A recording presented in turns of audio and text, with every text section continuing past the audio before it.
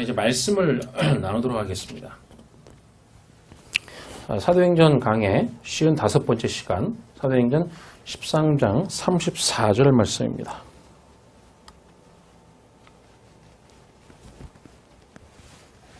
13장 34절 말씀, 우리 한 절만 다 같이 읽도록 하겠습니다. 시작. 또 하나님께서 죽은 자 가운데서 그를 일으키사 다시 썩음을 당하지 않게 하실 것을 가르쳐 이르시되 내가 다윗의 거룩하고 미쁜 은사를 너희에게 주리라 하셨으며. 아멘.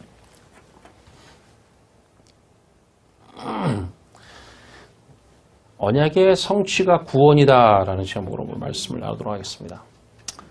사람은 제가 누차 말씀을 드리고 있지만 소리의 세계에 살고 있습니다. 그죠?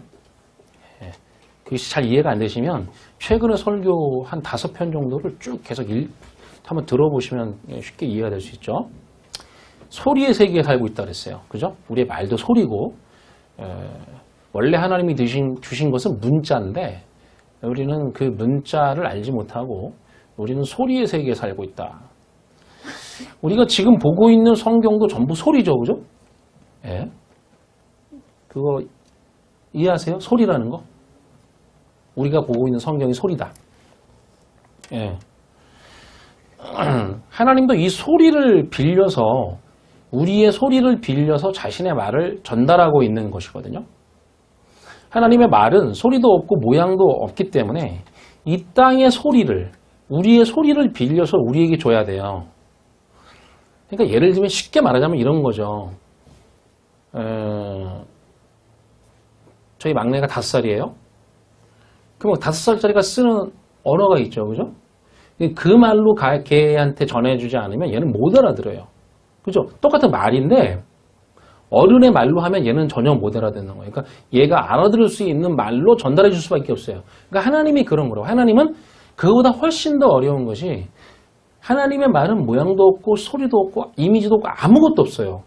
그러니까 그걸 전달해 주기 위해서는 우리가 이해할 수 있는 이 소리를 차용해서 빌려서 전달해 줄 수밖에 없단 말이에요. 그런데 그냥 그 소리를 빌려서 준 게 아니라 그 안에 뜻을 담아서 소리로 줬어요. 하나님이. 그 소리를 뭐라고 하냐면 우리가 율법이라고 하는 거예요. 하나님의 소리도 없고 모양도 없는 말을 전달해 주기 위해서 이 땅의 소리를 차용하여 그 안에 하나님의 의도와 목적을 담아서 준 것입니다. 자, 그런데 사람은 보이지 않는 하나님의 말을 듣지 못하기 때문에, 보지 못하기 때문에 이 소리의 영역에서 소리의 개념을 가지고 그 하나님을 이해하고 신앙생활을 하고 소리의 개념을 통해 구원을 이루려고 해요. 사람이. 잘 생각해 보세요. 사람은 이 땅의 소리밖에는 알아먹지를 못해요. 하나님은 이 성경을 소리 안에 하나님의 뜻을 담아서 주셨지만 인간은 그 안에 뜻은 알아먹지 못하기 때문에 소리만 취하고, 즉 외모만 취하죠. 그죠?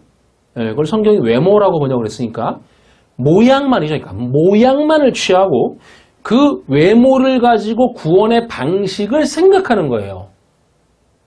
누가? 사람이. 인간의 수준과 인간의 상식으로 이 땅의 개념으로 성경을 이해하여 가진 것이란 말입니다. 그게. 그래서 보통의 인간은 그 이해를 따라서 구원이란 이 세상에서 어떻게 하는 것이다? 착하게 사는 것이다 라고 이해하거나, 남을 돕는 것이라고 이해하거나, 혹은 종교적인 일에 열심을 내는 것으로, 아니면 사회 정의를 이뤄내는 것으로 그렇게 이해를 해요. 성경을. 왜냐하면 보이는 소리로는 다 그렇게 써 있으니까요. 성경이. 그렇죠. 네. 그리고 그 일에 열심을 낸단 말이죠. 자신이 이해하는 대로 하나님이 담아준 뜻을 찾아서 그 뜻대로 하려고 하는 게 아니라 자기가 이해한 그 소리의 그 이해대로 하려고 한단 말이에요. 특히 교회 안에서 성경의 진리를 어떻게 이해를 하는가 하냐면 죄를 안 짓고 사는 것으로 생각을 합니다. 예, 죄를 안 짓는 거. 그런데 그 죄를 안 짓는다고 할 때 그 죄는 역시 성경을 소리로 이해하여 가진 개념이에요. 그 죄라는 개념이. 그렇죠? 그 소리의 개념에서 죄란 하나님이 말씀하시는 죄의 개념이 아닙니다. 성경이 죄라는 이야기를 많이 하죠. 그럼 그것도 지금 뭐예요? 소리죠. 그렇죠? 그 속에 담겨진 하나님의 개념의 소리가 담겨 있단 말이에요. 그 개념의 죄가. 그런데 그거를 우리가 이해하는 죄의 개념으로 그냥 갖는 거예요.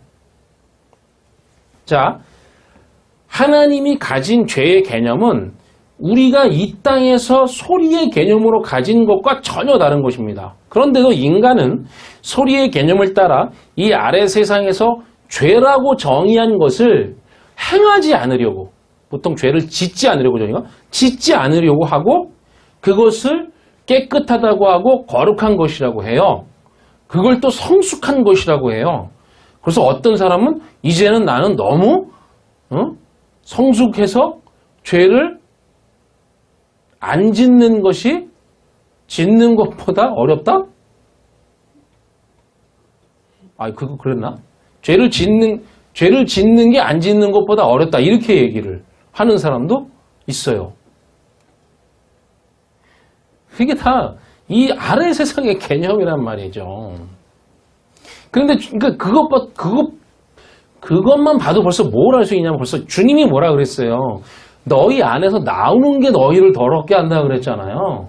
물론 그 말은 두 가지로 설명할 수 있죠. 죄라는 것은 우리의 행위의 문제가 아니라 우리 내적인 문제라는 것이고, 두 번째는 안에서 밖으로 나오는 게 뭐죠? 우리가 말이잖아요. 말이 더러운 거라고요. 말이 뭐라 그랬죠? 영이라 그랬죠. 성령. 그 영이 말이에요. 말이 섞여 있단 말이죠. 그걸 섞여 있는 걸 뭐라냐면 진리와 비진리가 섞여 있는 걸 더럽다 그래요. 성경이. 네. 자, 그렇게 이 땅의 개념으로 뭐 죄를 짓는다 안 짓는다 이렇게 이해를 하는 것이란 말이죠. 그걸 안 지으려고 하는 거, 그걸 깨끗하다고 하려고. 그래서 막 발버둥을 치죠 막. 그리고 그걸 막 회개를 하고, 그죠? 그러나 하나님의 죄의 개념은 그것과 완전히 다른 차원의 것이기 때문에 인간이 소리의 개념으로, 이 땅의 소리의 개념으로 죄를 짓거나 뭐 안 짓거나 하는 곳에는 하나님은 관심이 없어요. 자, 오히려 그런 것보다는 소리의 개념의 죄는 하나님은 보이지도 않고 느끼지도 못합니다. 왜냐하면 그런 개념이란 하나님의 업계 없으니까. 그런데 그러니까 이런 것과 비슷해요. 저희 애들이 아직 어려서 초등학교 애들이 먹을 걸로 막 싸운단 말이죠. 막 쌍둥이가. 네? 그게 어른들에게 무슨 의미가 있어요? 그래서 막 와서 저한테 일러요. 막 쟤는 막 안 준다니 뭐 나는 줬는데 그 어른이 어때요? 그게 무슨 의미가 있어? 그게 어른에게. 그렇죠? 그런 것과 비슷한 거예요. 그건 하나님께는 없는 개념이에요. 그런 죄라는 거는 지금. 예? 자, 그런데 하나님에게는 있지도 않은 소리 개념의 인간들이 정한 죄를 해결하려고 예수를 보내시고 십자가에 달려 죽이시는 일을 하신단 말이에요.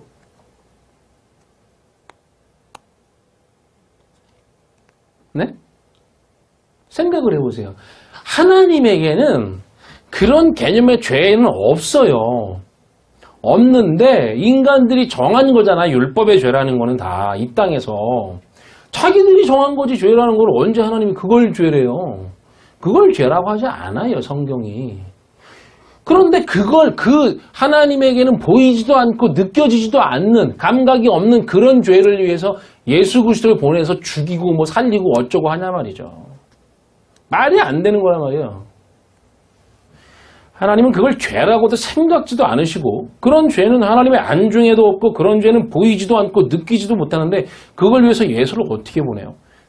죄를 뭐라고 한다고 했죠? 하나님이 주신 하나님의 말을 이 땅의 개념으로 이해하여 가지고 그걸 그냥 행하는 거 있죠? 그걸 죄라고 한단 말이죠. 그러니까 그 상태를 해결해야 되는 거예요. 그 오해하고 있는 상태. 이해하세요? 그래서 죄를, 진리를 모르는 거를 죄라고 하는 거란 말이죠. 많이 들으셨죠? 그런 얘기는. 하나님을 모르는 게 죄다. 진리를 모르는 게 죄다라고 많이 들었단 말이에요. 이 진리를 듣기 전에도. 도대체 그게 무슨 의미인지는 말을 안 해줘, 근데. 그냥 그렇다니까 그런 거야. 그렇지 않았습니까? 그러니까 진리를 모른다는 건 뭐예요? 이걸 모른다는 거예요, 지금. 성경이 말하는 죄가 뭔지, 성경이 말하는 선이 뭔지, 성경이 말하는 의가 뭔지는 전혀 모른 채 인간들이 그냥 생각한 걸로 가지고 그냥 선이니 악이니 하고 그걸 지키네 못 지키네 하고 그거를 못하는 사람은 정죄하고 내가 좀 어떻게 그걸 뭐 죄를 좀 덜 졌으면 어차피 그놈이 그놈인데, 예? 그죠? 뭐 묻은 게가 뭐 묻은 게 나무라. 그게 다 진리잖아요, 지금. 예? 그러니까 그렇게 하면서 살았던 거 있죠? 진리를 모르는 상태. 그걸 죄라고 한다고요. 그 자체를. 그러니까 모든 이가 다 죄인 거예요. 죄인이죠. 그래야 그게 말이 맞단 말이에요. 논리적으로. 그러니까 그 상태를 해결해야 되는 거예요. 뭐 율법을 소리로만 알아듣고 하나님의 진리로 보지 못하는 그 상태를 해결하는 것이 바로 구원입니다. 그걸 해결하는 거.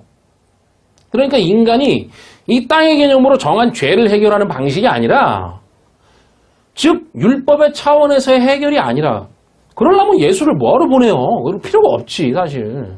그러니까 그런 게 아니라 그런 인간이 가진 개념과 완전히 다른, 차원이 다른 하나님의 방법으로 구원을 이루셔야 되는 거예요. 그런 방법이 아니니까, 율법의 구원이 아니니까. 율법에서 우리가 생각하는 죄의 어떤 문제를 해결하러 오시는 그런 게 아니잖아요, 지금요. 그래서 우리가 이거를, 이 구원을, 이 진리를 이해를 못하고 있는 거예요. 계속 거기 빠져 있기 때문에.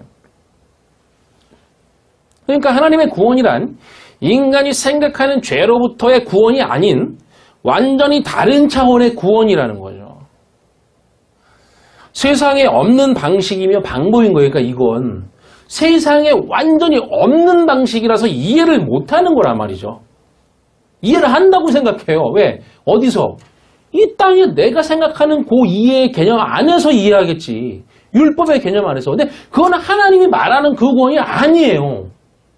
자, 오늘 말씀 한번 읽어보시죠. 마태복음 5장 20절 같이 읽습니다. 내가 너희에게 이르노니 너희 의가 서기관과 바리새인보다 더 낫지 못하면 결코 천국에 들어가지 못하리라. 마치 이 말씀은 우리의 의가 서기관이나 바리새인보다 비교하여서 우월하면 천국에 들어갈 수 있는 것처럼 들려요. 그죠? 자, 그러면은 아무도 못 가요. 왜냐면은 그 사람들보다 더 뛰어날 수가 없어요. 자, 그러나 그런 것이 아니라 서기관이나 바리새인이 가진 이 땅의 의, 그죠? 그들은 뭐로 의로 삼았어요? 율법적 의잖아요, 그죠? 그 율법적 의와는 전혀 다른, 그러니까 전혀 다르다는 말도 이게 잘 전달이 안 돼. 그들에게는 전혀 없는, 예? 무슨 말인지 알죠? 전혀 다른 세상의 거예요. 그러니까 이게 차원이 완전히 다른 하늘의 의를 말하는 거예요. 이건 성경이 말하는 것은 완전히 다른 하나님의 방식, 그러니까 밖의 것이 아닌 안의 것의 어떤 의를 말하는 것이란 말이죠. 이건 지금 우리가 보고 있는 사도행전도 마찬가지예요. 이게 땅의 개념으로 읽으면 안 된단 말이죠. 복음은 그런 게 아니기 때문에. 사도 바울도 지금 사도행전 13장에서 땅의 개념인 율법으로 전하고 있는 것이 아닙니다. 겉으로 보이는 모습은 소리로 보여요. 그러나 그 속에 담긴 것은 하나님의 의도, 목적, 뜻을 전하고 있는 거란 말입니다.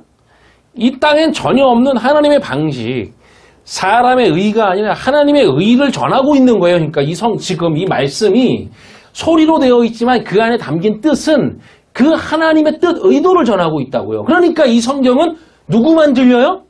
귀 있는 자만 들리는 거예요. 그래서 다른 게 아니라. 자,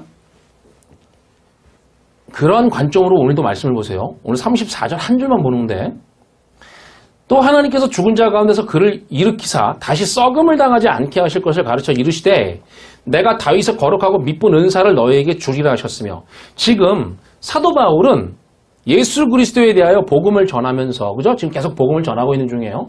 전하면서 그 약속을 이야기하고 있어요. 그 약속.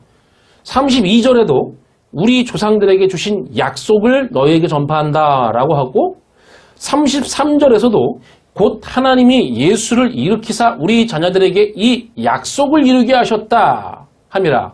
그러니까 그 약속을 아는 것이 예수를 아는 것이고, 예수가 곧 뭐예요?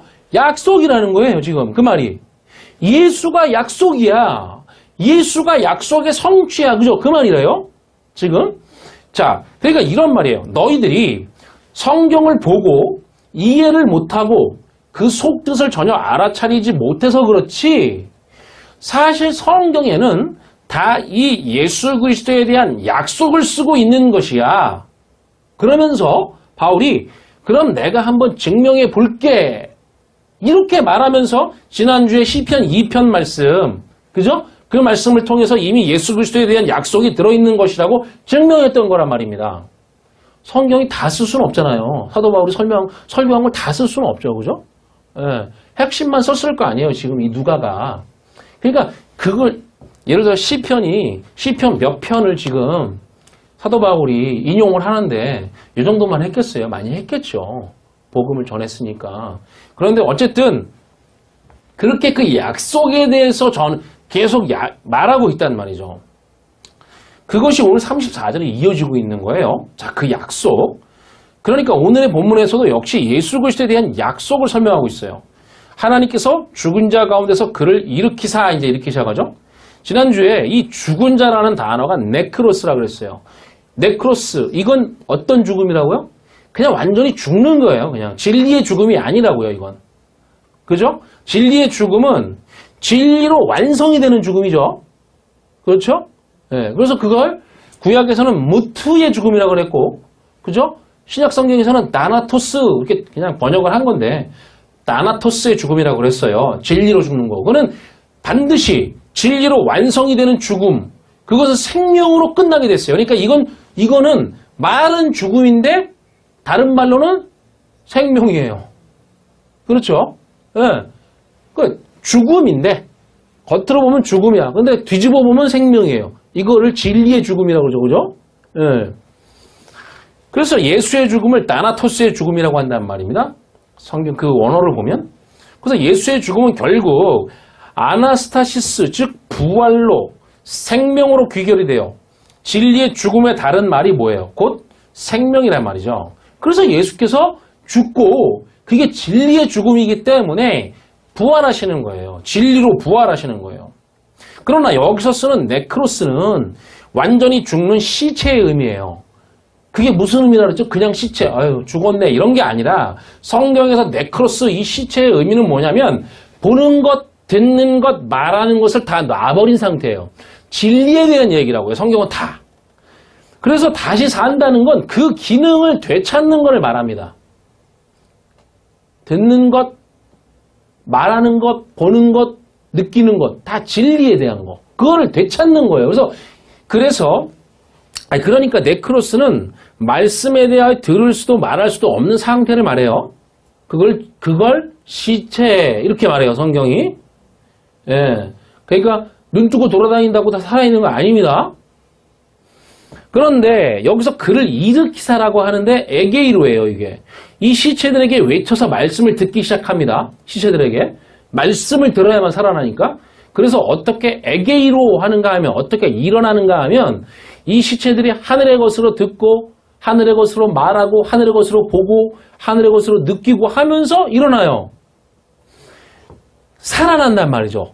예. 그리고 그렇게 하늘의 것으로, 즉 진리로 위의 것으로 똑바로 서면 그걸 아나스타시스, 부활이라고 한다고 했어요. 그렇죠? 예수 그리스도가 바로 이렇게 부활하셨다고 바울이 말하는 거예요. 진리로 똑바로 섰다. 진리로 부활했다. 진리로 똑바로 섰다. 예수 그리스도가 이렇게 한 건데, 그러니까 예수 그리스도의 죽음과 부활은 뭘 보여주려고 그러는 거예요? 그분이 그럴 필요가 있어요? 그런 사회가 없잖아요.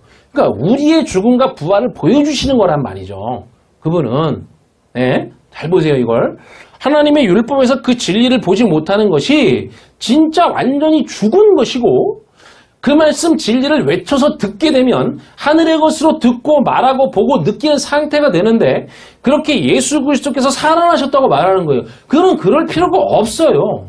근데 일부러 그렇게 보여주러 오신 거죠. 뭐예요? 로고스니까 보여주러 온 거예요, 그걸. 예. 그리고 그 로고스를 통해서 그 안에 있는 진리를 깨달으면 돼요, 우리는. 예수를 통해서. 그 육체의 예수 믿을 필요 없다 말이죠. 그죠? 진리만 우리가 믿으면 되는 거니까. 자, 바로 우리의 구원을 설명하는 것입니다. 이것이 차원이 다른 구원이에요.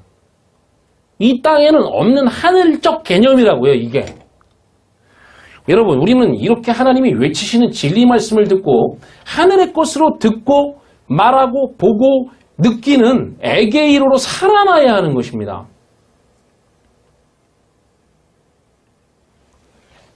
진리를 소리로 알아들은 이 아래의 표면적 개념인 율법적으로 정한 죄를 안 짓거나 착하게 살거나 종교적인 희생과 열심으로는 절대 성경적 개념으로의 생명으로는 살지를 못해요. 그 부활이라는 것은.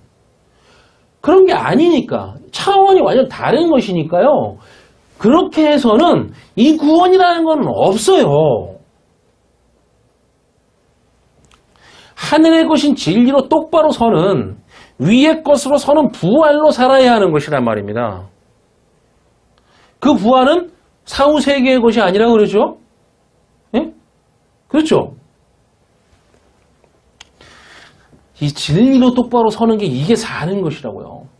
우리의 육체가 살고 이 세상의 개념으로 이 육신, 율법으로 사는 것이 아닙니다. 부활이라는 것은. 오늘 철저히 요 개념을 알고 가셔야 돼요. 소리의 개념으로 사는 것을 보여주려고 예수 그리스도가 무덤에 들었다가 살아나온 게 아니에요. 부디 저나 여러분이 이 진리를 듣고 위의 것으로 똑바로 서는 진리의 죽음과 생명의 결실이 되기를 바랍니다. 이게 진짜 사는 거란 말입니다. 그래서 죽어도 사는 것이고 살아도 죽을 수가 있는 거예요. 자, 그 다음이, 어차피 이 얘기가 계속 나오니까, 자, 보세요. 자, 그 다음이 뭐예요? 다시 썩음을 당하지 않게 할 것이다. 자, 그럼 뭐예요? 부활했으니까 썩지 않겠지. 그거잖아요, 또. 그럼 할 얘기가 뭐가 있어요? 아무것도 없이 믿어버리면 되는 거 아니에요, 그냥. 그렇죠. 믿으면 안 됩니다. 제가 계속 말씀드리지만. 믿으면 안 돼요. 다 믿으라 그래요. 어느 정도든지. 그런 게 아니에요. 여기서 썩음이라고 번역한 디아프데이로는 철저하게 부패하다, 파괴하다, 멸망하다는 뜻인데 이 단어의 어원들을 조사해보면 복잡하니까 제가 그런 것들을 좀 생략하는데 성전에 대한 개념임을 알 수가 있어요, 이게. 왜요? 하나님이 주신 건물로서의 보이는 성막 성전은 결국 어떻게 돼요? 썩어요. 결국 파괴된다고요. 그죠? 그리고 주님이 뭐라 그랬죠? 그 성전에서 제자들과 나오시면서 야, 저 성전 저거 파괴될 거야. 다 파괴될 거야. 돌 위에 돌 하나도 남지 않고 다 파괴될 거야. 다 파괴로 시켜버리겠다는 거거든요. 주님이. 그죠? 그러니까 결국 이 땅에 하나님이 주신 그 성막이고 나중에 건물로 주신 성전인데 그건 결국은 다 썩어 없어져 버릴 것들이에요. 파괴도 없어져 버릴 것들이잖아요. 그 얘기예요. 이건 지금. 여기서 썩음이라고 번역한 요 단어는 그런 의도를 갖고 있어요. 그래서 예수가 십자가에서 완전히 멸망하실 때 그 건물 성전도 완전히 멸망당하는 거란 말입니다. 지금 이스라엘에 가서 있는 건 나중에 다 증축한 거고 그거는 쓰잘데기도 없는 거지. 건물이 무슨 의미가 있어요, 그게. 이스라엘도 지금 다 그냥 하나의 세속 국가 중에 하나지 그게 뭔 의미가 있어요. 거기에 성지예요? 그런 데가 어디 있어요. 그런 건 없어요, 이 땅에는. 그냥 보여준 것 뿐이지, 로고스로. 거기 안 갔다고 아무 서운할 필요가 없어요, 그건. 가봐야 다 똑같아요. 저도 가봤는데. 물 흐르고 산이고 뭐 다 사막이고 다 똑같지 뭐. 그게 아니란 말이죠. 그러니까 보이는 것으로의 성전인 건물 성전이나 또한 육체로 오신 예수라는 성전이나 전부 철저하게 파괴되고 멸망을 받아야 세 번째 성전이 오신단 말이에요. 그죠? 예. 그러니까 그 얘기를 하는 거예요, 지금 이게. 그런 의미예요. 그런데 그런 부패와 썩음을 여기서는 왜 당하지 않는다 그래요? 그 이유가 뭐예요? 예? 이제 예수께서 부활하셨다는 것은 뭘 보여주는 거예요, 이게? 이건 예수의 육체에 대한 얘기가 아니라 그랬어요, 그죠? 아니에요. 부활하신 예수 그리스도는 이제 진리로 똑바로 세워졌어요. 그걸 부활이라고 했죠. 그 말은 이제 육체로 사는 것이 아니라 진리로 살았다는 거예요. 그분은 지금 뭐예요? 진리예요, 그냥. 그의 부활은 진리로 산 것이고 진리로 똑바로 세워진 거예요. 그 원어의 의미가. 그러니까 위의 것으로 진리로 똑바로 세워졌다는 의미죠. 그러면 그게 아나스타시스에서 그게 히스테미라고 그랬죠. 히스테미가 세우다, 놓다 이런 뜻인데 세 가지가 있다고 그랬어요. 그 중에 케이마이가 있고 저기 멀리 세워져 있는 거 이렇게 보면서 저기 세워져 있네 이렇게 그죠? 성전과 아무런 나와 관계도 없는 거 그거 그 다음에 티데미 뭐랬어요? 쭉 배열해 놓은 거 쭉 배열해 놓은 성전 역시 밖에 있는 거죠? 그 다음에 마지막 히스테미 그 성전이 내 안으로 들어왔어 내 안에 세워졌어 진리로 똑바로 세워졌을 때 이 히스테미라는 단어를 쓴다 그랬단 말이에요. 그러니까 그러니까 진리로 똑바로 섰다는 것은 밖의 성전이 그 외부에 있던 어떤 섬기는 어떤 성전이 내 안으로 의미로 세워졌다. 의미로. 그러니까 내가 진리로 된 거죠. 그러니까 이 상태는 썩어요, 안 썩어요? 안 썩죠. 밖에 있는 성전이나 썩지 내 안에 들어온 성전이 썩습니까? 절대 썩지 않죠. 그것이 썩음을 당하지 않도록 죽은 자 가운데서 일으켜 세운 예수 그리스도 안에 나 성도라는 성전이다 이름이에요. 이게. 그러니까 이 성경은 단 하나의 그 단어도 전부 그 복음을 담고 있기 때문에 아주 자세히 살펴야만 해요.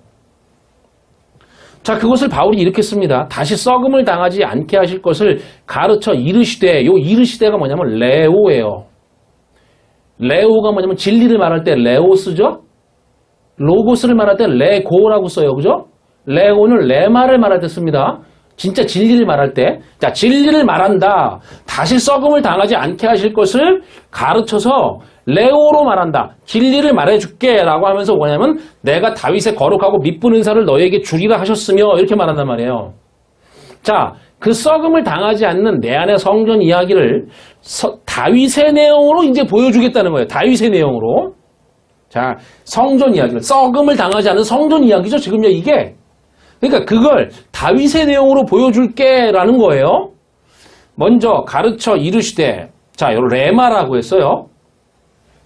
자, 그 다음에 내가 다윗의 거룩하고 미쁜 은사를 너에게 주리라. 거룩하고 미쁜 은사. 이게 이런 번역절이 참 힘든 거예요. 예? 제대로 번역을 못했어요. 이게 근데 그냥 너희에게 주리라가 아니라 디도미, 즉 너희 안으로 넘겨주겠다라는 그 문법이 그렇게 돼 있어요. 뭐뭐 안으로라는 역격이라는 게 붙어 있는데, 그러니까 뭐뭐 안으로 넘겨주겠다고 하는 거예요. 뭐를 다윗의 거룩하고 미쁜 은사를 우리말로 하면 그걸 너희 안으로 넘겨줄게. 이거예요. 그러니까 하나님이 주신 율법, 곧 성전이 율법과 성전은 같은 거죠. 예? 율법과 성전은 같은 거잖아요. 자, 그 성전이 내포하고 있는 것을 진리라고 했죠. 그 진리를 우리 안으로 주시려는 것이 뭐냐면 하나님이 율법을, 즉 성경을 우리에게 주신 목적이라고 그랬어요. 그럼 우리 안으로 넘겨주려는 진리가 뭐라는 거예요? 지금 여기서 다윗의 거룩하고 미쁜 은사라는 거죠? 잘 따라오고 계세요? 네. 자, 그런데 원문에는 은사라는 말도 없고 미쁘다라는 단어도 없어요. 은사, 그러면 뭐 은사에 해당하는 단어가 있어야 될 거 아니에요. 뭐 미쁘다 그러면 뭐 기쁘다라든지 뭐가 있어야 되는데 없어요. 그런 단어가. 이렇게 되어 있습니다. 다윗의 올바른 그것과 안에 믿음이 된 상태를 너희 안으로 넘겨주겠다. 이렇게 되어 있어요. 올바른 그것, 호시오스라는 단어가 있고, 그 다음에 호피스토스. 그러니까, 오스가 뭐예요? OS. 그러니까 계속 말씀드렸죠. OS, 그걸 오미크론 시그마라 그러는데 헬라어로는 OS가 붙으면 뭐뭇이 된 상태죠. 그러니까 뭐냐면 다윗의 올바로 된 상태와 그 올바로 된 상태가 뭐예요? 진리로 똑바로 서는 것이죠. 예. 다윗의 거룩한 상태, 이 단어가 호시오스라는 단어가 올바르다, 거룩하다 이런 뜻이 담겨져 있는데 그걸 그냥 그대로 풀면 어떻게 해요? 다윗의 올바르게 된 상태, 거룩하게 된 상태와 피스토스가 믿음이죠.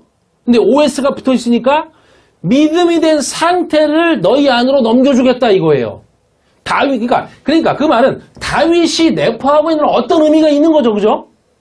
예? 그러니까 다윗이 내포하고 있는 게 뭐냐면 다윗을 통해서 하나님이 보여주는 그 언약이 뭐냐면 그 똑바로 선 진리의 상태, 올바른 상태, 그것과 믿음이 되어버린 상태, 이걸 말한다 이거예요. 그러니까 앞에서 썩음을 당하지 않는 그 내 안의 성전이 된 것을 여기서는 다윗의 올바른 상태와 안의 믿음에 대한 상태라고 말하고 있는 것이란 말이에요. 그것을 안으로 넘겨주겠다는 거죠. 그게 뭐예요? 그러니까 자, 결론부터 말하면 그게 뭐예요? 그 다윗 때부터 보여준 그 올바른 상태와 믿음이 된 상태, 그게 뭐예요? 그게 구원이죠. 뭐예요? 우리 안으로 넘겨주는 구원의 상태. 오늘 그걸 보는 거란 말이에요. 그게 뭔지. 자, 지금 바울은 이사야 55장 3절의 말씀을 가져와서 이렇게 헬라어로 번역을 하고 있는 거예요. 그가 해석을 하고 있는 거라고요. 그럼 이사야 말씀을 이제 직접 보죠. 어떻게 되어 있나? 이사야서 55장 3절을 보세요. 같이 읽겠습니다. 너희는 귀를 기울이고 내게로 나와 들으라. 그리하면 너희의 영혼이 살리라. 내가 너희를 위하여 영원한 언약을 맺으리니 곧 다윗에게 허락한 확실한 은혜이니라. 이 말씀, 특히 마지막 부분에 다윗에게 허락한 확실한 은혜이니라. 이 부분을 사도행전 본문에서 다윗의 올바르게 된 상태와 안의 믿음이 된 상태를 너희 안으로 넘겨줬다. 이렇게 해석을 한 거예요. 누가? 바울이. 그죠? 네, 바울이. 자, 그러니까 내가 너희에게 영원한 언약을 세울 것인데 그것은 바로 다윗에게 허락한 확실한 은혜이니라 라고 한 거예요. 우리나라 성경으로 말하자면. 여기 역시 언약이 나오죠? 바울이 설명하고 있는 약속이 바로 뭐냐면 언약이에요. 약속이나 언약이나 똑같은 말이죠. 그죠? 예, 이걸 계약이라고도 할 수 있어요. 자, 먼저 이 확실한 은혜라고 번역한 말은 헤세드예요. 이 말을 많이 해요. 교회에서. 헤세드. 헤세드가 보통 성경에서 어떻게 번역이 되냐면 인자, 자비, 은총 혹은 사랑이라고도 뭐 번역을 해요. 그런데 문법을 보면 이 헤세드, 즉 인자, 자비라고 하는 이 헤세드라는 말이 다윗이라는 말이에요. 곧 다윗이다. 문법적으로 연계형이라고 그러는데 그러니까 똑같아요. 헤세드와 다윗이 같다 이렇게 되어 있단 말이에요. 그 문법을 보면. 그러니까 다윗이 하나님의 인자, 자비라는 거예요.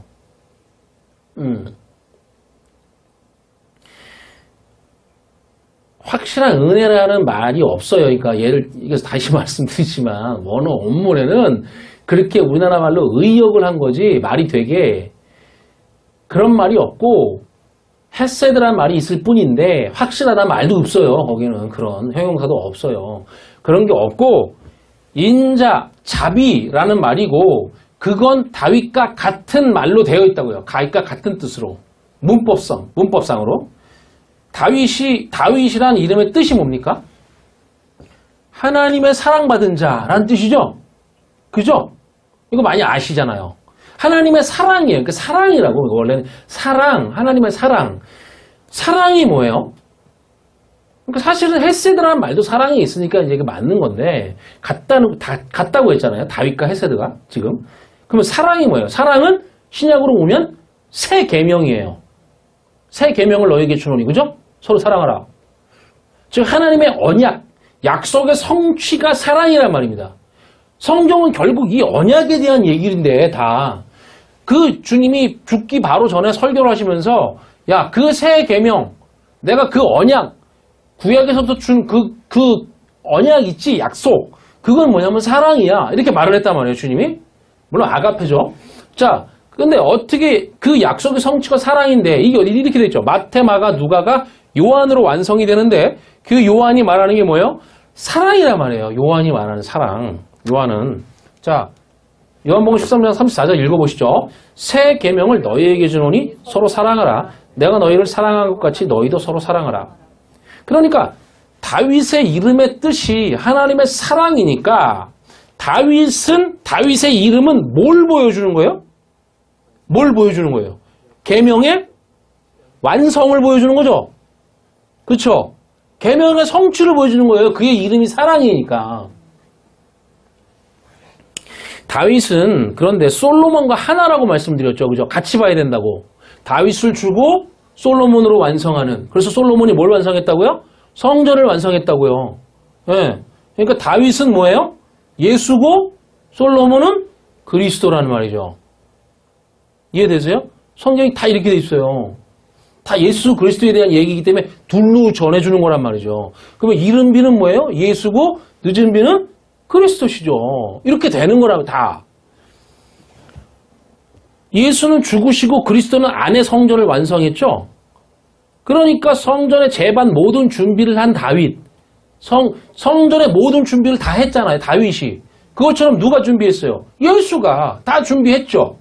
다 준비했어요. 그러니까 예수시고 다윗은 그 성전을 완성한 솔로몬은 뭐예요? 그리스도란 말이죠. 솔로몬의 이름이 샬롬이니까 그죠? 그건 평화죠. 그죠? 평화는 누가 갖다 줘요? 성령이. 그리스도가 우리에게 갖다 주는 것이니까 맞단 말입니다. 자, 성전은 바로 성도 안에 그리스도를 통해 완성이 되죠. 그걸 뭐라 그래요? 성전이 성도 안에 그리스도를 통해 완성이 되죠. 그리스도가 뭡니까? 진리예요. 진리? 성령이 진리잖아요. 그러면 그걸 뭐라 그래요? 내 안에 그걸로 완성되는 거. 그걸 사랑이라고 한다고요. 완성이라니까요. 예. 이해되세요? 그걸 사랑이라고 한다고요. 예수가 죽으시고 그리스도를 보내서 그 진리로 완성하는 거를 성경이 사랑이라고 한다고요. 그러니까 서로 사랑하라. 돼요, 안 돼요? 이 땅의 개념으로 우리가 생각하는 사랑의 개념이 아니니까 안 되는 거예요, 그건. 그렇게 하면 이 사랑이 깨져버리는 거예요, 이진리가. 이해되세요? 무슨 말인지? 네, 하는 게 아니에요, 이건.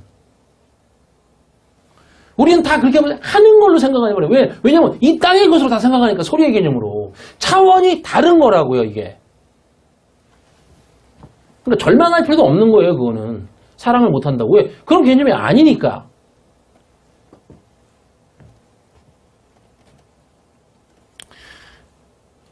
다윗은 하나님의 사랑이죠. 그러니까 예수는 기필코 죽고 그리스도로 진리를 똑바로 세워야 합니다. 그걸 뭐라고 하냐면 약속의 완성, 즉 사랑이라고 하는 거예요. 약속, 언약의 완성, 사랑. 이걸 잊어버리시면 안 돼요. 언약의 완성이 사랑이라는 거예요. 그냥 그걸 사랑이라고 해요. 성경에는 사랑의 개념이 둘로 나옵니다. 뭘로 나오죠? 아가페와 필로스로 나와요. 뭐 필레오라고도 하죠.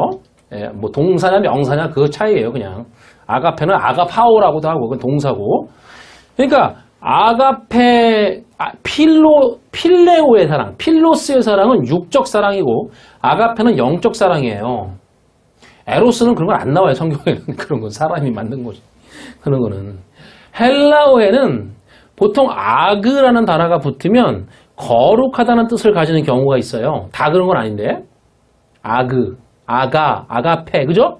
그러니까 이게 뭐냐면 거룩은 깨끗하다는 뜻이죠. 그러니까 깨끗하다, 깨끗한 사랑 이런 뜻이에요. 전부 깨끗하다는 거랑 관련이 있죠. 진리와 관련이 있어서 그래요. 왜냐하면 진리는 섞이지 않았으니까. 그럼 육적 사랑이라는 건 벌써 더럽다는 거죠. 뭐가 섞였다는 거잖아요. 육이 섞였지, 뭐 율법이 섞였지. 뭘 육적 사랑이가 무슨 내가 하려는 거잖아요. 내가 육으로 내가 행위를 하려고 하는 거죠. 그럼 벌써 그 진리 깨끗한 사랑에 그 육적 사랑이 섞여버리는 거라고요. 이해되세요? 그걸 더럽다고. 그러니까 우리의 생각으로 이 세상이 더러워 그런 의미가 아니라 섞였다를 더럽다 그런다고요, 성경이. 이 아가페의 깨끗한 사랑에 반해서 필로스 사랑은 더럽다는 개념이에요. 육적 사랑이. 그런 개념으로 섞였다는 거죠. 자, 필로스의 사랑을 한번 보세요. 요한복음 13장 36절 같이 읽습니다. 시몬 베드로가 이르되 주여 어디로 가시나이까? 예수께서 대답하시되 내가 가는 곳에 너희가 지금은 따라올 수 없으나 후에는 따라오리라. 예수께서 베드로의 말에 반대하는 말로 하신 거예요. 뭐요? 어디로 가십니까? 그러니까 넌 못 따라와 이렇게 반대하는 말로. 그러면 베드로는 어떤 자세를 가져야 되죠? 어떤 자세를 가져야 돼요? 넌 못 따라와 그러면 따라가지 말아야 되죠. 그죠? 주님의 말씀이잖아요. 안 따르기를 해야 돼요. 그런데 성경에서 못 따라와 이렇게 하면 길을 쓰고 따라가려고 그래요. 그게 복음이 전부 인간들이 생각하는 거라고요. 이게 다. 성경 해석을 여러분 뒤집어 엎어야 돼요. 완전 다 이걸. 우리는 안 되는 걸 되게 하는 게 이 땅에서는 진리를 뭐 괜찮은 것처럼 한단 말이죠. 그죠? 그게 선인 것처럼. 그래서 다 뭐예요? 회사들이 내세우는 어떤 이런 표어들이 있죠. 뭐예요? 하면 된다. 안 되면 되게 하라. 다 그거 써놨잖아요. 목숨을 바쳐서라도. 이게 베드로랑 똑같아. 그게. 왠 줄 알아요? 그게 이 세상의 소리의 율법의 정신이기 때문에 그래요. 그걸 선하다고 생각한다고 인간들이. 안 따라가셔도 돼요. 따라오지 말라는데 어떻게 따라가 십자가를. 내가 남들은 못하는 것을 해내는 것을 신앙이라고 생각을 한단 말이죠. 불굴의 정신으로 막 굶어가면서 막. 그런 게 아니란 말이죠. 자, 그 다음에 읽어보세요. 자, 37절. 베드로가 이르되 주여 내가 지금은 어찌하여 따라갈 수 없나이까? 주를 위하여 내 목숨을 버리겠나이다. 보세요. 자기가 따르겠다고 하죠? 분명히 따를 수 없다고 했는데 자기는 따를 수 있다고 말한다는 거죠. 완전 이건 주님의 말씀에 반역하는 거잖아요. 우리가 그러지 않은 걸 잘 생각해 보세요. 그런데 목숨을 바치면서까지 따르겠다. 얼마나 숭고해요. 이 세상에서 이거보다 더한 사랑은 없어요. 목숨을 바치는데 뭐. 그렇죠. 이건 죽어도 따를 수 있는 게 아니에요. 근데 이게 필로스의 사랑이란 말입니다. 이걸. 필로스 사랑의 극치예요. 지금 베드로는 끝판을 보여주는 거라고요.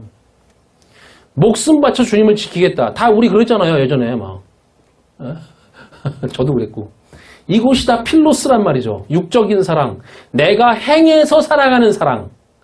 이것을 필레오의 사랑이라고 해요. 육적인 사랑이라고. 인간의 사랑이라고. 그런데 하나님은 우리의 희생을 기대하지 않으세요. 이게 다 필로스에서 나온 거란 말이에요. 그러니까 베드로는 뭐예요? 필로스밖에 못한다는 말이에요. 육적 사랑밖에 못한다. 이걸 보여주는 거예요. 아가페 사랑을 못해요. 자, 그 다음 보세요. 38절. 예수께서 대답하시되 너희가 나를 위하여 내 목숨을 버리겠느냐? 내가 진실로 진실로 네게 이르노니 닭 울기 전에 내가 3번 나를 부인하리라. 내가 나를 위해 죽어? 죽으려면 내가 너를 위해 죽어야지 왜 네가 나를 위해 죽어? 네가 나를 위해 목숨을 버리는 것이 뭔 소용이 있어 도대체. 내가 너를 위해 죽어야지. 그죠? 그리고 그리스도가 와서 진리로 너를 똑바로 세워야지. 네가 나를 위해 죽는 건 아무런 가치가 없어. 이거잖아요. 그래서 주님이 베드로에게 나를 3번 부인해 라고 하시는 거예요. 그게 아가페라니까요. 그게. 여러분 이게 아가페라고요. 필로스의 사랑은 목숨도 바치는 건데 그건 육적인 사랑인 거고 우린 그걸 숭고하게 고귀하게 생각한단 말이죠. 하나님의 사랑은 차원이 달라요. 그렇게 하는 건 육적 사랑이고 예수를 3번이나 완전히 부정해버리는 것 그것이 아가페예요. 그게 우리의 사랑의 개념과 성경의 개념과는 이렇게 완전 다른 세계의 거예요. 자, 요한복음 21장 15절을 보세요. 같이 읽습니다. 그들이 조반 먹은 후에 예수께서 시몬 베드로에게 이르시되 요한의 아들 시몬아 내가 이 사람들보다 나를 더 사랑하느냐 하시니 이르되 주님 그러하나이다. 내가 주님을 사랑하는 줄 주님께서 아시나이다. 이르시되 내 어린 양을 먹이라 하시고 여기 예수님께서 물으신 것과 대답이 달라요. 그죠? 주님이 아가페로 물으시죠? 야, 너 그 깨끗한 사랑으로 나 사랑할 수 있어? 그랬더니 베드로가 뭐예요? 아니요, 나는 필레오, 육적 사랑으로밖에 못해요. 라고 대답한 거예요. 그러니까 너 나를 아가페 사랑하니? 아니요. 나는 알았어요. 나는 필레오로밖에 못해요. 난 그걸 알았어요. 이런 뜻이에요. 그러면 뭐라 그래요, 주님이? 그럼 내 양을 먹여라. 자, 잘 생각해 보세요. 누구에게 내 양을 먹여달라고 부탁을 하세요, 지금? 나는 아가페로 사랑을 못한다는 걸 아는 사람에게 맡겨요. 그죠? 그렇잖아요. 내가 아는 사랑은 아가페 사랑이 아니라는 것을 아는 사람에게 맡기죠. 그래야 인간의 사랑이 아가페의 사랑이 아니라는 것을 가르칠 거 아니에요. 그렇지 않습니까? 예? 그런데 지금 교회들에서는 말은 아가페고 필레오라고 하면서 그 사랑은 전부 필레오로 하라는 거예요. 잘못됐어요, 안 됐어요? 그걸로 가르치면 안 되잖아요, 사랑을. 하나님의 사랑은 육적 사랑이 아니란 말이에요. 아가페의 사랑이라고요. 그 아가페의 사랑은 필레오의 사랑으로 하는 거, 그거 3번 부인해야 된다고 완전히 그 예수를 버려버려야만 알 수 있는 거예요. 왜요? 그 그리스도가 내게 오는 게 사랑이란 말이에요. 그 진리가. 그렇죠. 그 진리가 와야만 내가 사랑을 알아요. 그런데 예수만 믿어. 육적 예수, 율법만 믿어요. 잘 보세요. 그 율법만 믿어요. 율법으로 정한 그 이 땅에서의 사랑, 이 땅에서의 선, 이 땅에서의 의, 이 땅에서의 착함, 그런 개념들 그걸 믿어. 예? 그럼 어떻게 사랑을 알아요? 그 그리스도가 안 왔는데. 그 그리스도를 믿지를 않아. 지금 이 말씀은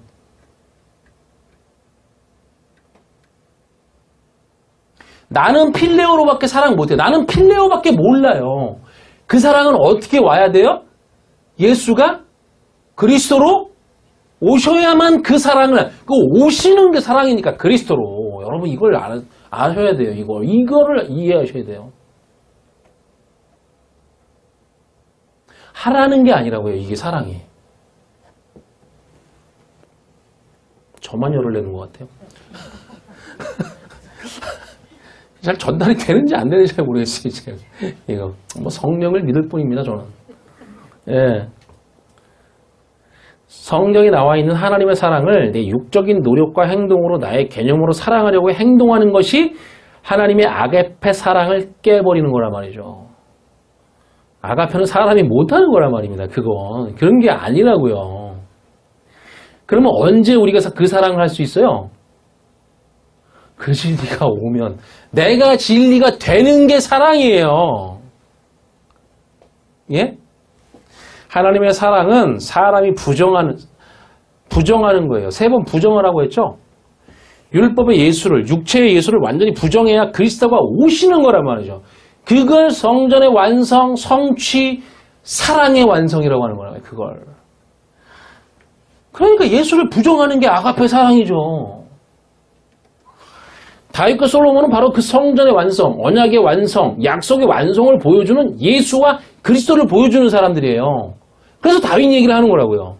자, 이사야 55장 3절에서 영원한 언약을 말하면서 다윗이 곧 헤세드라고, 곧 다윗이 인자와 자비라고 그래서 쓰는 거예요. 자, 그런데 다윗에게 허락한에서 이 허락한이라는 단어가 중요해요. 허락하다는 그런 단어 나오지도 않고 이 단어는 아만이라는 단어인데 그런 허락하다는 뜻이 없어요. 이 단어는 오른편이라는 뜻을 가진 단어인데 그러니까 다윗에게 허락한 확실한 은혜라고 번역한 것을 다시 원어적으로 쓰면 오른편의 다윗이 곧 인자다. 이것이 영원한 언약이다. 이렇게 돼 있어요. 무슨 암호처럼 되어 있죠, 그죠? 네, 근데 그렇지 않아요. 성경을 이해하면은 다 돼요. 그러니까 오른편의 다윗이 곧 헤세드다, 인자다, 사랑이다 이거예요. 그리고 이게 언약이야 이렇게 되어 있거든요. 왜 여기에 오른편이라는 단어가 붙을까요, 여러분? 오른편 하면 제일 먼저 생각나는 게 뭐예요? 이 아만이라는 단어는 철자가 야민과도 똑같아요. 이 야민이 어디에 나오죠? 벤야민에 나와요. 우리나라 말로는 베냐민 이렇게 그냥 소리 나는 대로 썼는데 그게 아니고 벤야민이에요. 네, 그러니까 벤은 아들이라는 뜻이고 야민은 오른쪽 이런 뜻이에요. 오른편. 그러니까 오른편의 아들이라고 그랬죠. 베냐민의 뜻이. 자, 야곱의 12아들. 이 12아들이 다 보여주는 건데 그 언약을 보여주는 거예요. 그 12이 성취가 되면 그걸 베냐민이라고 한다. 그러니까 아들의 숫자예요. 이 12은. 네? 오른쪽을 그러니까 이 말이 뭐냐면은 오른쪽을 12아들로 보여준다 이런 말이에요. 오른쪽을 12아들로 보여준다. 왜냐면 베냐민 12번째 아들이 그 아들의 성취니까 12의 성취예요. 그러니까 성취가 뭐냐면 오른쪽이다 이런 뜻이죠. 이 말이 하나도 안 어려워요. 오른쪽이 12이고 오른쪽이 성취다 이런 말이에요.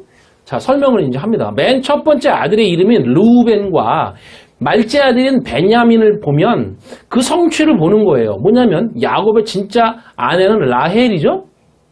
예, 사랑하지 않았던 아내는 누구예요? 첫째 레아였어요. 그리고 중간에 종들이 껴 있었죠. 그러니까 베냐민은 이 막내는 가장 사랑하는 라헬의 아들이었어요. 예, 요셉이 있었죠. 물론 그 위에 요셉이 저기 팔려가갖고 잃은 자식이 되었었지만 어쨌든 그러니까 종의 자식들에게 그리고 원치 않는 자의 자식들에게서 진짜 자식으로 옮겨가는 것을 보여주는 거예요. 그게 성취라는 것은 진짜 자식. 그러니까 내 백성 아닌 자를 내 백성으로 만들어가는 것이 완성임을 보여주는 거죠. 그죠? 그러니까 뭡니까?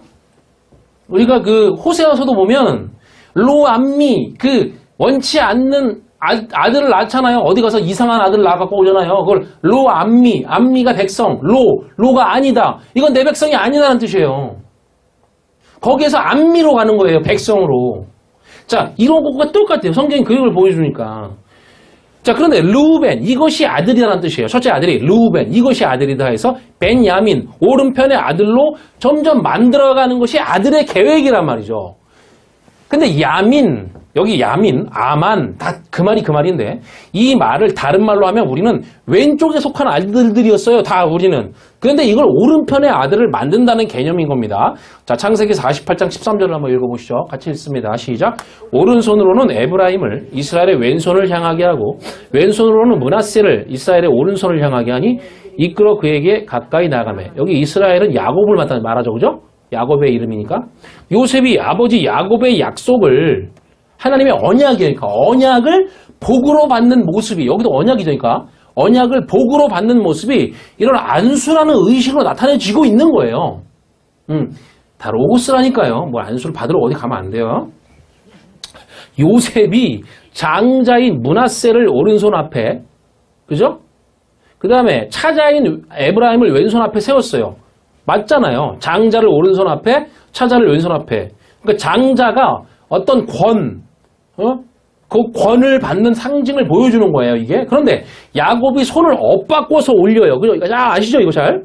올려요. 그래서 차자인 에브라임에게 오른손을 얹고, 그 다음에 그 장자인 므낫세에게 왼손을 올려요. 그랬더니 요셉이 그걸 기분 나빠하죠. 이거 왜 그럽니까? 그랬더니 하나님이 이렇게 하래, 그래요. 야곱이. 왜 그렇죠? 그 뜻을 봐요. 므낫세는 어떤 뜻이냐면 죽는다는 뜻이고 에브라임은 열매를 맺는다는 뜻이에요. 이름이. 자, 그러면 그건 예수와 그리스도의 뜻을 정확히 담고 있죠. 그러면 예수가 누구예요? 예수는 죽고 그리스도는 열매를 맺죠. 그러면 당연히 열매를 맺는 에브라임 머리에 오른손을 올려야죠. 그리고 죽는 므낫세 예수 머리에는 왼손을 올려야죠. 그 뜻이란 말입니다. 그럼 왼편이란 뭘 의미해요? 죽는 예수니까 죽는 예수가 뭘 의미한다? 율법, 육체이신 예수. 그걸 의미하고 오른편은 열매를 먹는 거니까 그리스도를 말한단 말이에요. 그렇죠? 그러니까 예수께서 죽고 승귀하시고 나서 하나님의 어떤 편에 앉아 계신데요? 오른편에 앉아 계신데 그 육체가 죽었어. 진리로만 살아계셔. 그리스도로. 그러니까 오른편으로 가시는 거란 말이에요. 예수 그리스도의 이름을 대보라고 하면 그래서 그건 므낫세와 에브라임인 거예요. 예수 그리스도, 므낫세, 에브라임 이렇게 되는 거예요. 그가 죽고 다시 살게 되니까. 지금 우리는 보세요. 그럼 우리의 신앙이 뭐예요? 지금 우리는 그리스도의 시대를 살고 있죠? 성령의 시대를 산다고 말했잖아요. 그런데 성령의 시대를 살고 있고 안에 진리가 되지 않으면 안 되는 거예요. 그러면 그리스도가 안으로 오셨으니까 그 예수가 그리스도가 되셔서. 그런데 진리를 몰라요. 그건 내가 왼편의 예수를 믿고 있다는 뜻입니다. 왼쪽에 속한 죽은 그리스도를 믿고 있는 것이고 사셔서 내 안에 진리로 세우시는 오른쪽의 그리스도를 모른다는 것이죠. 그렇죠. 그래서 그리스도를 모르는 자들을 왼쪽이라고 하는 거예요. 성경에서.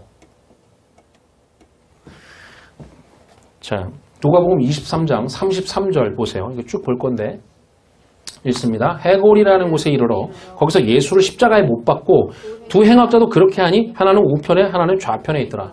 십자가에 달린 예수를 사이에 두고 하나는 우편에 하나는 좌편에 행악자가 달렸다고 성경이 꼭 그렇게 쓴단 말이죠. 성경이. 꼭 그렇게 써요.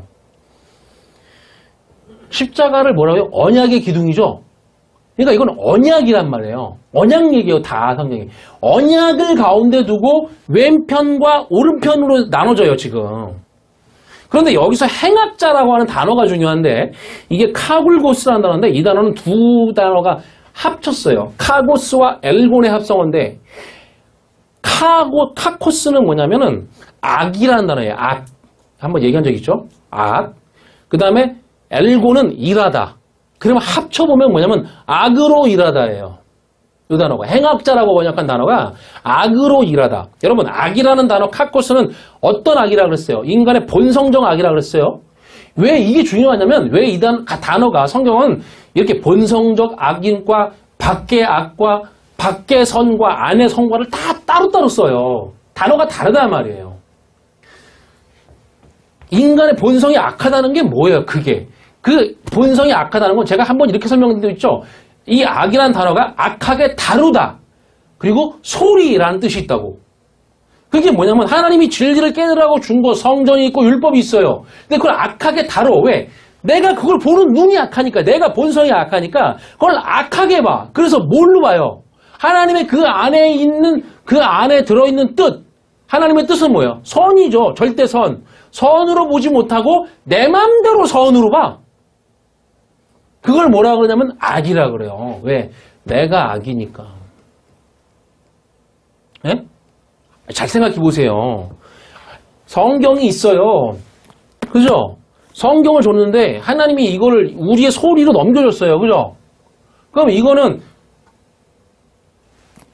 이 하나님이 이거를 차용해서 빌려서 줬는데 그러면 이건 하나님의 진리예요? 아니에요? 네? 아니죠. 근데 이 겉으로 드러난 소리를 통해서 안의 뜻을 알아버리면 진리 아니에요? 진리예요. 근데 진리인데 이거를 그렇게 못 알아먹고 겉으로만 읽어내는 것을 뭐라고 그러냐면은 그걸 악이라 그래요. 성경이. 그러니까 소리가 악이라고요. 소리가.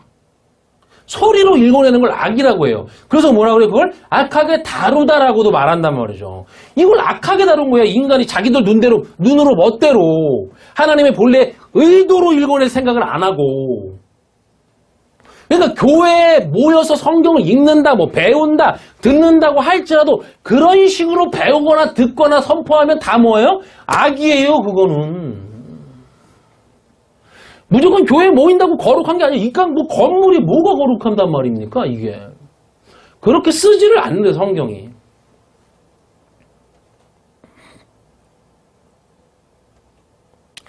그러니까 인간이 가지고 있는 본성이 악입니다. 그래서 그 악으로 선을 봐버린다 이 말이에요. 그 말이 뭔가 하면 인간이 이 땅에서 선하다고 하는 선으로 요 인간이 생각하는 선을 칼로스라고 그래요. 미국산 그 쌀을 칼로스라고 그래요. 거기서 갖고 온 건데 선하다고. 그러니까 인간의 선을 칼로스라고 말해요. 이 원어로. 그러니까 인간이 이 땅에서 선하다. 자기들이 판단한 선하다고 하는 거 그것으로 그 하나님의 진짜 선 요거는 원어로 아가도스라고 그래요. 예, 진짜 선을 평가해버려요. 즉 하나님의 선을 사람의 것으로 육신화시켜버린다고요. 그것을 뭐라 그래요? 악이라 그래요. 사람이 아무리 선이라고 해도 그건 사람이 하나님의 선을 읽어내지 못한 것이기 때문에 악이라고요. 그게 그렇게 얘기를 해요. 성경이. 예, 하나님의 선을 이 땅의 육신의 선으로 잘못 다루는 것이죠. 그걸 선이라고 하지도 않았는데 하나님이. 이 땅의 선악 구조로 선이야 악이야 그런 의미가 아닙니다. 지금 하나님의 선을 소리로 읽어버려요. 뜻이 아니라 사람의 개념으로 읽어내고 그걸 모양화하고 형상화하고 행동화해버립니다. 그걸 악이라고 해요. 즉 그게 뭐냐면 악으로 일하다는 뜻이에요. 그러니까 여기서 카코스 엘곤 행악자라고 번역을 한 게 그런 의미예요. 그럼 그 카코스 엘곤의 상태, 인간의 선으로 하나님의 선을 육신화해버리는 것은 누구의 상태예요, 지금? 누구의 상태예요? 우리 모두의 상태잖아요. 우리 모두가 바로 그 행악자들이다, 이런 말이에요, 성경이 말하는 것은. 그래서. 그렇게 안 보는 인간이 어디 있어요? 다 그렇게 보고 있지. 로마 시대 당시에는, 근데 잘 보세요. 로마 시대 당시에는 정치범이 아니면 십자가형에 달리지를 않았어요. 정치범만 달았어요. 종교범이랄지 혹은 강도들, 뭐 도둑질한 놈들 안 달렸어요. 십자가형에 절대로. 그래서 당시 종교 지도자들이 예수를 정치범으로 만들려고 무진장 노력했어요. 보면.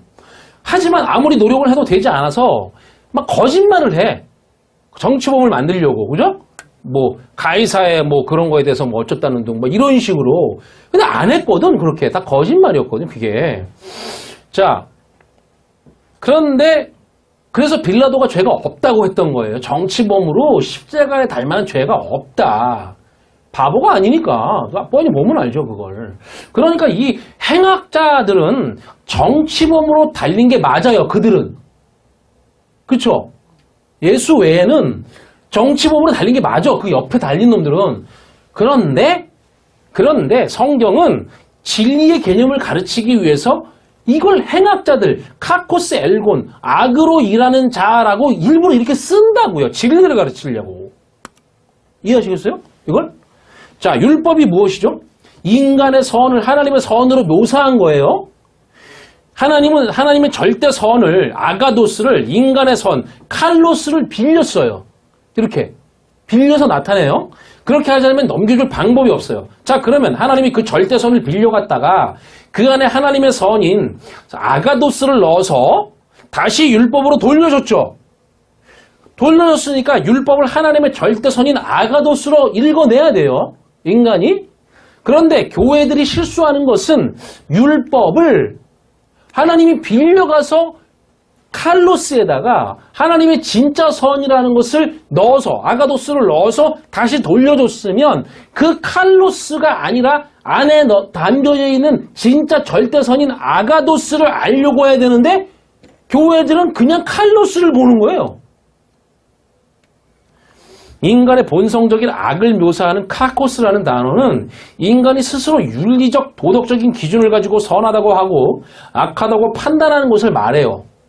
이 악이라는 이 카코스라는 단어가 즉 인간성 그 자체가 좌우로 판단을 하기 때문에 그걸 악이라고 하는 거란 말이에요. 이해되세요, 요게? 자, 그러니까 잘 보면 인간이 말하는 죄가 있고 하나님이 말하는 죄가 있어요. 사람이 말하는 죄의 개념은 하나님이 그 개념을 가지고 있지도 않아요. 하나님이 말하는 죄의 개념과 사람의 것과는 완전히 딴판의 세계의 것이라고 그랬죠? 전혀 달라요. 사람은 이 세상의 것으로 죄라고 말한다는 것이죠. 그렇게 우리는 이 땅의 죄인의 개념으로 신앙생활을 했어요. 하나님이 죄를 말할 때는 하나님의 것의 개념으로 말씀합니다. 그래서 하나님은 죄를 짓느냐 아니 짓느냐, 즉 행했느냐 행하지 않았느냐 이런 것들을 묻지 않아요. 그러니까 성경에 행하다라는 단어가 나오지를 않는다니까요. 원어로 보면. 그러니까 해석을 전부 인간의 마음대로 악의 관점으로 한 거죠. 하나님의 죄의 개념은 하나님의 것을 가르치려는 어떤 것이란 말이에요. 그래서 이해되세요? 하나님의 죄의 개념은 하나님의 그 진리를 가르치려는 어떤 개념이에요.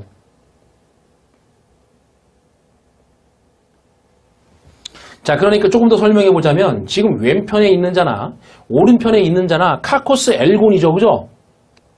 그쵸? 악으로 행하고 있는 자들, 악으로 일하는 자들, 하나님의 선을 이 땅에 육신화한 개념으로 봤습니다. 그런데 왜 한 놈은 왼편에 한 놈은 오른편에 있죠? 똑같은데 다? 이 카코스 엘곤을 안 할 수 있는 사람이 어디 있어요? 지금 그걸 죄라고 한단 말이에요. 그래서 기필코 그런 죄의 상태는 멸망을 받아야 하니까 십자가에 달려있는 거예요. 둘 다. 그런데 이런 상태는 진리를 깨닫기 전에는 꼭 통과해야만 하는 거란 말이죠. 이 상태는. 이 카코스 엘곤의 상태는 진리를 깨닫기 위해서는 꼭 통과를 해야 돼요. 우리도 왜냐하면 사람은 이것밖에 못하는 자들이란 말입니다. 그래서 하나님도 이걸 이용하시는 거예요. 율법을 통과해야 된다고 말했죠? 이거예요, 이거. 우리도 진리를 알기 전에는 이렇게 했어요. 그래서 뭐예요? 괜찮은 거예요, 그건.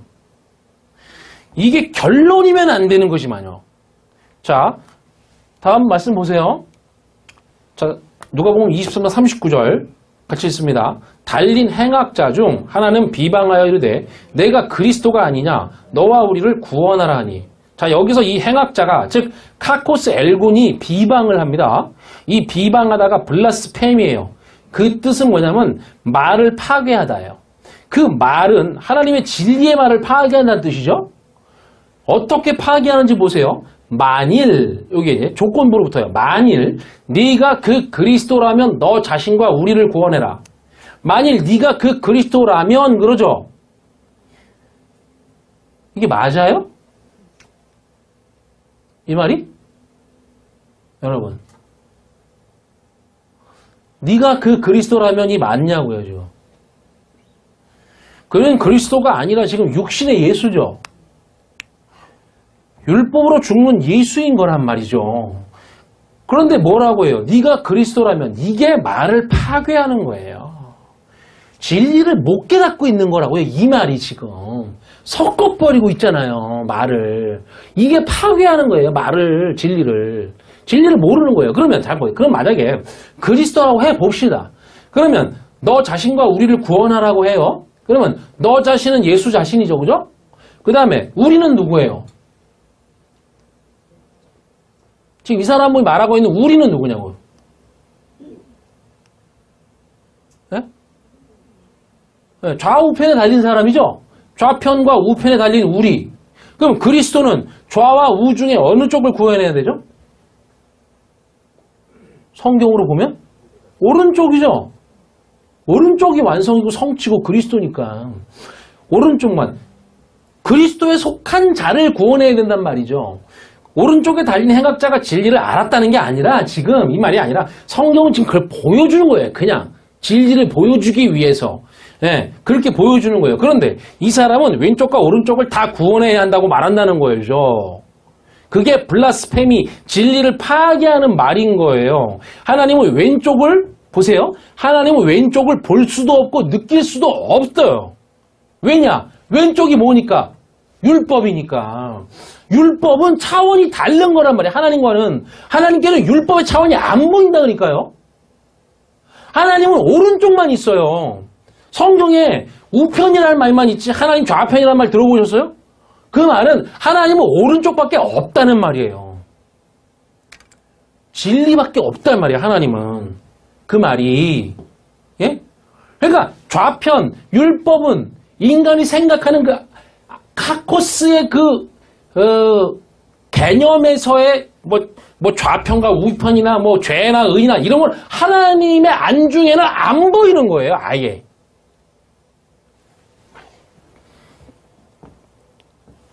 율법을 통해 진리를 알면 진리만 낳는다고 했죠. 그러면 그 진리가 된 사람에게는 왼쪽이 있습니까? 없습니까? 없어요. 진리가 된 사람에게는. 이제는 율법이 안 보이는 거예요. 진리만 보이는 거예요. 오른쪽만 있는 겁니까? 그거가 똑같아요. 하나님에게는 이 땅의 개념이 없어요. 율법의 개념이. 밖에 것이 없다고요. 외모가 없다니까요. 그 말이에요. 자, 누가복음 23장 30절 40절 보세요. 같이 읽습니다. 하나는 그 사람을 꾸짖어 이르되 내가 동일한 죄 경렬을 받고서도 하나님을 두려워하지 아니하느냐. 자, 하나는 이러죠. 이렇게 말하는 것은 앞에 39절에서 말한 사람과 지금 이 사람을 구별해서 하는 말이에요. 그 뭐냐면 그 앞에 사람이 왼쪽에 있는 자의 말이라는 것이고 지금 여기서는 오른쪽의 말을 하고 있다는 의미를 가진 거예요. 지금 여기서 꾸짖다 그랬죠? 이게 에피티마오인데 앞에 사람과 반대하여 말한다는 뜻이거든요. 그러니까 네가 하나님을 두려워하지 않는구나. 하나님의 진리를 모르는 자는 이렇게 두려워하지 않는다는 거죠. 그것이 뭐냐면 정죄를 받은 상태다 이렇게 말해요. 여기서. 하나님은 우리를 구원하는 기계예요? 그렇지 않으니까 그럴 의미가 없어요. 뭐가 아쉬워서 우리를 구원해요? 앞에 왼쪽의 행악자는 진리를 모르는 자이고 그건 정죄를 이미 받은 자라는 말을 하는 것입니다. 여기서 보면. 예? 아니 하나님에게는 왼쪽이 없다니까요. 그를 구원할 의무도 없고 보이지도 않아요. 그러니까 진리를 모르니까 이런 소리를 하는 거라고요. 우리를 다 구원해야 된다고. 예? 그렇죠? 여러분 그래서 어떻게 말해요? 아니 사랑의 하나님 우리 다 구원해야지. 어떤 놈은 구원하고 어떤 놈은 구원 안 해. 그런 게 아니라니까요. 성경은 절대 그렇게 말 안 해요. 하나님이 왜 다 구원할 의무가 있어요? 누가복음 23장 41절 보세요. 이제 41절. 우리가 행한 일에 상당한 보응을 받는 것이니 이에 당연하거니와 이 사람이 행한 것은 옳지 않은 것이 없느니라고.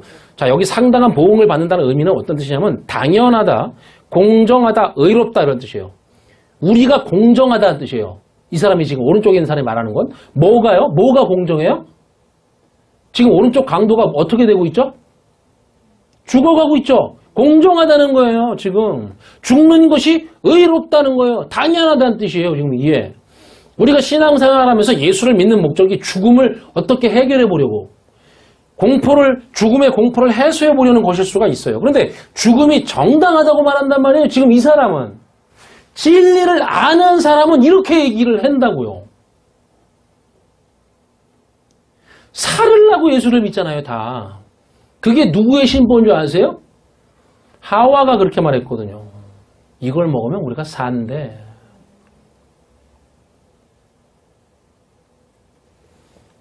죽어야 된단 말이에요. 하나님이 이거 먹고 죽어라. 예? 선악과 먹고 죽어라고 했기 때문에 죽어야만 돼요. 왜? 죽어야 사니까. 그런데 꼭 어떻게 가르치냐? 그놈의 마귀는 어떻게 가르치냐면은 이걸 거꾸로 그걸 먹어야 살아. 이렇게. 살으려고 예수를 믿으래. 그렇지. 예수는 살으려고 믿어야지. 육신의 예수, 그 육체, 율법은.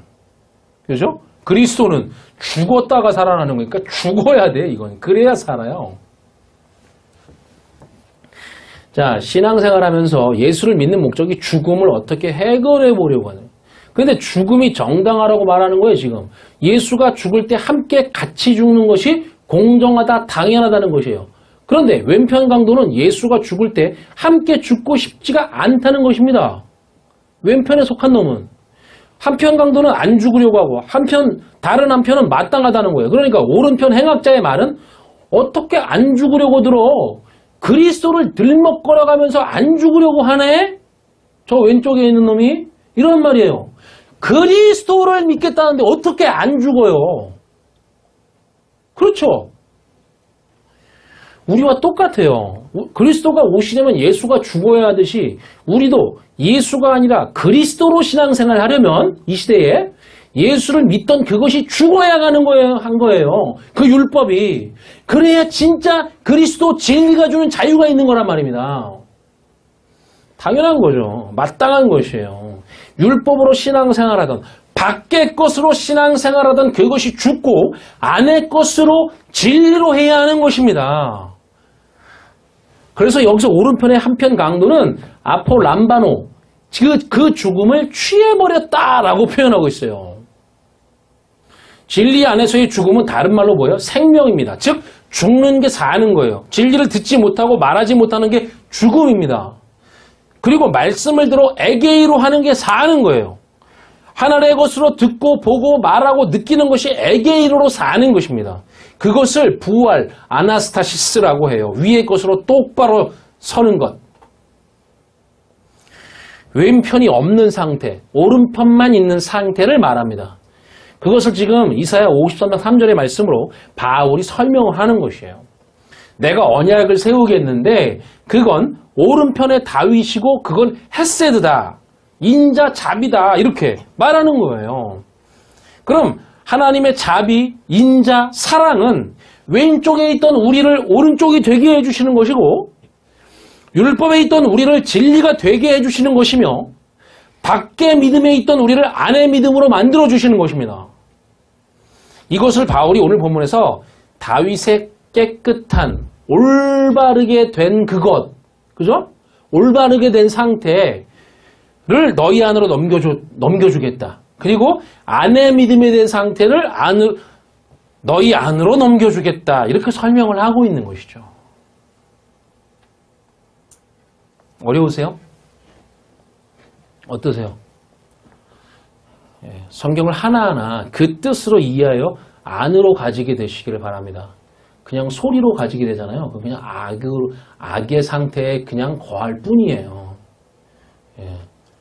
그러니까 언약의 성취로 이해하여서 그것을 가질 때 그것이 구원이라는 것입니다. 우리 한번 기도하겠습니다. 은혜로우신 하나님 아버지 감사합니다. 우리가 성경을 소리로 이해하지 않고 그 안에 하나님의 의도와 목적과 뜻으로 담겨진 진리로 하나하나 알아가서 내 안으로 넘겨주시는 그 진리를 다 넘겨받게 하여 주시고 하나님의 말씀을 그렇게 표피로만 알지 않고 그 악의 상태에 거하지 않고 그 참된 선, 그 진짜 선, 절대선인 아가도스를 깨닫는 저희들이 되게 하여 주옵소서. 하나님 감사하며 예수 그리스도의 존귀하신 이름으로 간절히 기도하옵나이다. 아멘.